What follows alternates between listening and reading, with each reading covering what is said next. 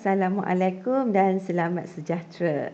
Terima kasih kerana masih sudi bersama dengan Cikgu dalam channel Cikgu Ju, Guru Pendidikan Seni Visual anda. Okey, baiklah. Apa khabar anak-anak murid Cikgu pada hari ini?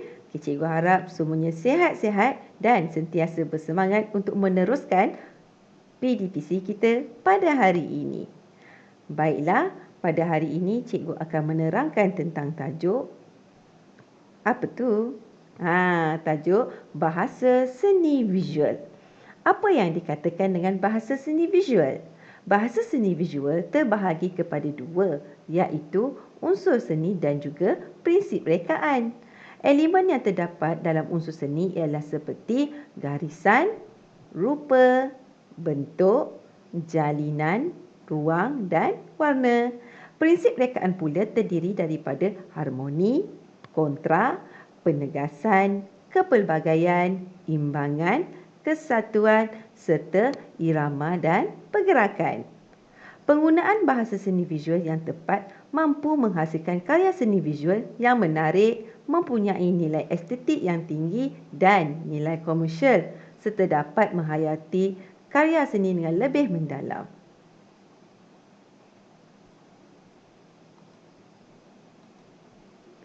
Mari kita lihat apakah yang dikatakan dengan definisi garisan. Garisan adalah titik yang bergerak dihasilkan dengan menggunakan sesuatu alat atau media yang bermula daripada satu titik permulaan merentasi sesuatu kawasan. Terdapat banyak jenis-jenis garisan. Jenis-jenis garisan mempunyai pelbagai sifat dan identiti yang tersendiri serta memberi pengertian yang berbeza-beza. Jenis-jenis garisan ini merujuk kepada sifat-sifat fizikal sesuatu garisan itu seperti kasar, halus, panjang, pendek, lurus, bengkok, terang, gelap, tebal, putus-putus dan sebagainya. Tengoklah jenis-jenis garisan yang ada di sekeliling kita. Yang pertama, garisan nipis. Yang kedua, garisan tebal. Yang ketiga, garisan putus-putus. Yang keempat, garisan melengkung. Nak tahu garisan lain? Garisan bersudut. Garisan berpancar. Garisan berlingkar. Dan terdapat juga garisan yang beralun. Mari kita lihat definisi lukisan dalam perspektif seni. Kita dapat melihat garisan ini pada alam semula jadi, objek buatan manusia dan karya seni visual. Garisan-garisan ini wujud dengan jelas di sekeliling kita. Garisan pada alam semula jadi ialah gambaran visual seolah-olah garisan sebenar kerana garisan ini berkontra dengan persekitarannya. Ini adalah contoh garisan alam semula jadi. Yang pertama, gambar apa tu? Ya, pokok buluh. Yang kedua, ya, pokok kaktus. Dan yang ketiga adalah kulit siput. Pandai. Okey, yang seterusnya adalah garisan buatan manusia. Contohnya, menara berkembar. Yang kedua, pagar. Dan yang ketiga adalah garisan yang terdapat pada landasan kereta api. Seterusnya, terdapat juga garisan pada karya seni. Contohnya, apa tu? Anyaman tikar. Yang kedua, logo. Dan yang ketiga, karya. Contohnya, karya daripada Ismail Abdul Latif. Night Bird Paradise. Baiklah. Mesti kamu nak tahu bagaimana garisan-garisan ini boleh dihasilkan. Betul tak? Okey, kesan garisan boleh dihasilkan daripada pensel. Okey, kamu boleh lihat contoh dalam buku teks kamu. Seterusnya, kesan garisan boleh wujud daripada arang. Yang ketiga, kesan garisan juga boleh diwujudkan daripada pen. Selain itu, kesan garisan boleh wujud daripada marker pen. Dan selain daripada marker pen, garisan pula juga boleh wujud daripada kesan berus. Selain itu, krayon juga boleh menghasilkan kesan garisan. Baik, setelah kita mengetahui fungsi-fungsi dan jenis-jenis jenis-jenis garisan, sekarang kita belajar pula tentang fungsi-fungsi garisan. Fungsi garisan yang pertama adalah garisan dapat menghasilkan rupa. Yang kedua, garisan menghasilkan jalinan. Yang ketiga, garisan mampu mewujudkan ruang. Yang keempat, garisan menghasilkan bentuk. Yang kelima, garisan menghasilkan tone. Okey, selain itu, struktur garisan boleh mewujudkan bentuk. Okey, ini adalah di antara fungsi-fungsi garisan. Baik, terdapat banyak jenis untuk menghasilkan garisan. Di antara teknik penghasilan garisan adalah garisan boleh dihasilkan dengan pelbagai teknik. Setiap teknik ini akan menghasilkan garisan yang berbeza. Okey, cuba kamu lihat contoh-contoh teknik dalam buku teks kamu. Yang pertama, teknik capan. Yang kedua, teknik canting. Yang ketiga, teknik titik atau dikenali sebagai teknik pointillism. Yang keempat, teknik collage.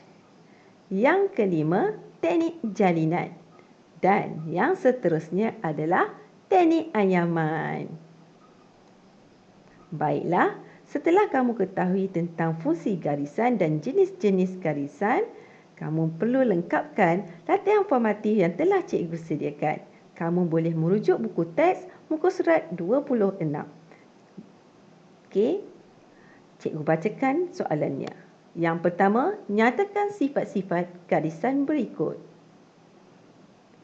Yang kedua, kesan perasaan tegas boleh ditimbulkan menggunakan garisan. Yang ketiga, fungsi garisan yang mewujudkan ruang menyebabkan objek jauh kelihatan. Hujan ialah contoh garisan tempat kosong pada alam semula jadi. Yang keempat, apakah alat atau media yang boleh digunakan untuk menghasilkan garisan? Dan yang kelima, nyatakan 3 media yang boleh menghasilkan kesan garisan kasar. Baiklah, kita masuk kepada latihan lukisan. Jadi, mari kita sama-sama melukis dan rujuk pada buku teks kamu. Baik, sebelum kamu melakukan aktiviti ini, kamu haruslah menyediakan kelengkapan seperti arang atau pensel, juga kertas lukisan. Dan seterusnya, kamu perlu ikuti langkah-langkah yang telah disediakan. Dah ready? Okey, buat garisan simetri, kemudian tandakan aras objek, ketinggian dan juga kelebaran objek yang ingin kita lukis. Hari ini kita nak lukis lada benggala. Okey, bila kita dah buat tanda, kita sambungkan garisan lengkungan, okey, untuk membentuk bulatan. Okey, untuk lada benggala yang telah dipotong tu, ulangi langkah tadi. Okey, buat dengan berhati-hati. Okey, untuk yang menggunakan teknik manual, jangan tekan sangat pensel kamu sebab nanti kita nak padam balik outline ni. Okey, akan tengok kita kena padam balik outline tadi supaya kita ambil garisan outline yang kita perlukan sahaja.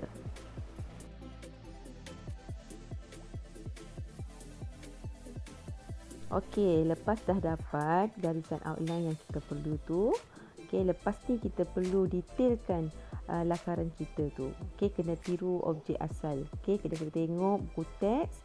Okey, tengok betul-betul macam mana bentuk, shape, line gambar lada benggala yang kita nak tiru tu. Okey, cikgu mulakan dengan lada benggala yang bahagian belakang. Okey, cikgu mulakan dengan bahagian atas terlebih dahulu. Cikgu buat bentuk, okey, seakan-akan 3D pada gambar lada benggala tu. Gunakan garisan-garisan yang kita dah belajar tadi. Okey, kemudian cikgu detailkan bahagian lada benggala yang telah dipotong. Okey, cikgu mulakan dengan bahagian atas terlebih dahulu, kemudian cikgu detailkan bahagian dalam dia. Okey, masa ni kena sentiasa tengok buku teks tu. Tengok, kemudian tiru dan lakarkan pada lakaran kamu. Okey, gunakan teknik garisan. Okay. Dah siap outline, ini maksudnya untuk kamu shading ataupun kita menggunakan teknik tindanan garisan untuk mendapatkan tone. Bagi tone yang gelap, kita perlu menggunakan banyak jenis garisan dan susunan garisan tu mestilah rapat-rapat. Bila dah rapat, okay, kita banyak layer, okay, dia akan menghasilkan tone yang gelap. Okey, buatlah sehingga siap. Tengok buku teks.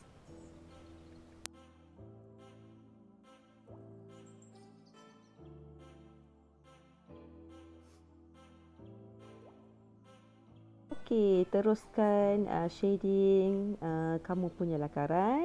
Okey, tengok cikgu buat biji lada benggala tu menggunakan garisan serabut. Tadi kita dah belajar pelbagai jenis garisan. Okey, kemudian bahagian tepi-tepi lada yang telah dipotong, cikgu menggunakan garisan bersilang ada, garisan melengkung, okey, garisan selari. Okey, kemudian untuk memurnikan cikgu punya lakaran, cikgu buat garisan di bawah. Di bawah objek tu supaya kelihatan lebih menarik. Selamat mencuba dan jumpa lagi. Bye.